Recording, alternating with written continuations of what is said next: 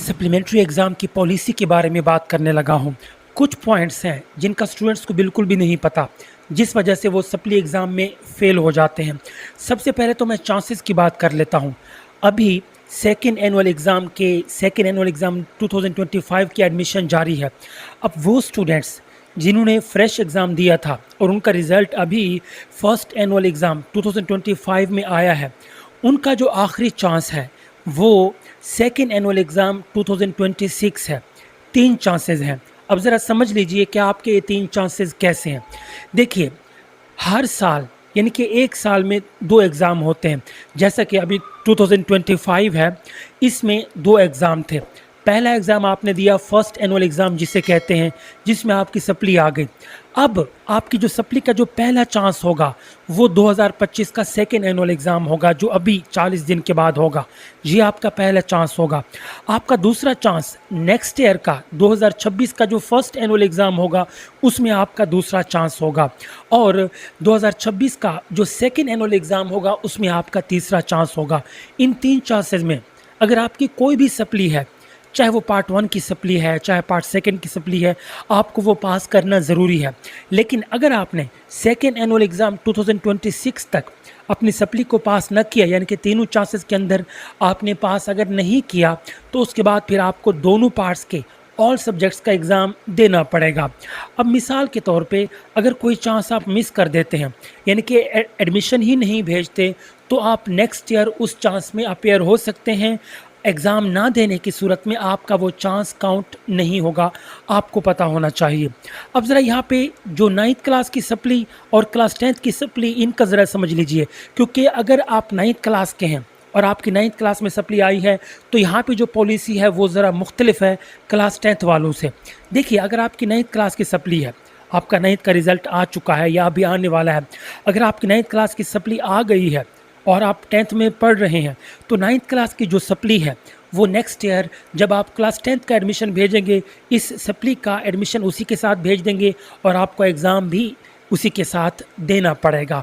लेकिन अगर आप चाहते हैं कि आप क्लास 9th की सप्ली का एग्ज़ाम ना दें, तो आपके लिए ज़रूरी है कि क्लास 10th में उस सब्जेक्ट्स में इतने ज़्यादा मार्क्स ले लें कि उस सब्जेक्ट के क्लास 10th में भी पासिंग मार्क्स आ जाएं और क्लास 9th में भी उसके पासिंग मार्क्स से ज़्यादा मार्क्स आ जाएं, तो आपको दोबारा क्लास 9th की सप्ली का एग्ज़ाम देने की ज़रूरत नहीं है। बेहतर यही है कि आप क्लास 9th की सप्ली भी दें और क्लास 10th का वो पेपर तो आपको देना ही है।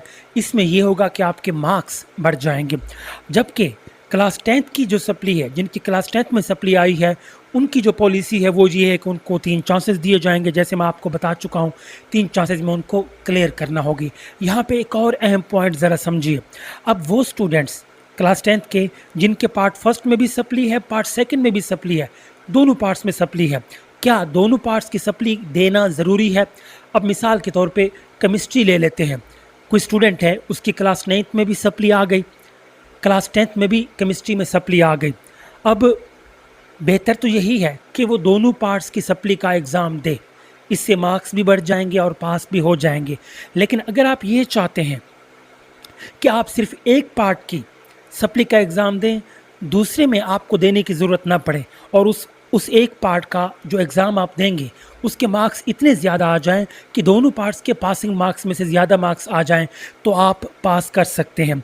लेकिन एक चीज़ का आप ख्याल रखिए, जब आप एडमिशन भेजेंगे, अभी तो स्टूडेंट यहाँ पे गलती करते हैं। वो क्या करते हैं, दोनों पार्ट्स का एडमिशन भेज देते हैं, लेकिन वो एक पार्ट में अपेयर होते हैं, दूसरे में अपेयर नहीं होते।